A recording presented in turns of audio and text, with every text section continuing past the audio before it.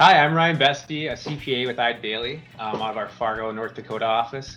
And I work primarily with dealerships and implements. And a question I've been getting a lot lately from my clients is, do I need software to track my leases for the new standard change that's coming up? And the answer to that, like everything else, is it really depends. And really it depends on the mix of your lease portfolio.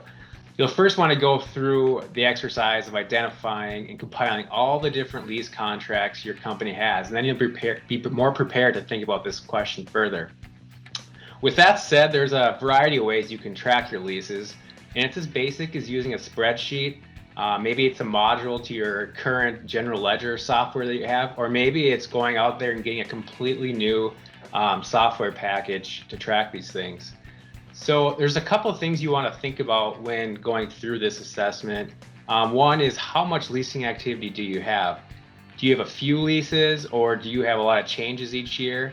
If you have a lot of leases that you enter into each year, it may be worth having a more robust solution.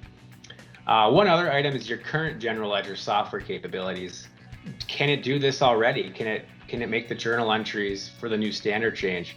It may be worth reaching out to your software provider to find the answer to this question. Software providers have developed solutions to these questions and can make the process more efficient for your company. However, you have to think about the costs and implementation costs when going through this determination.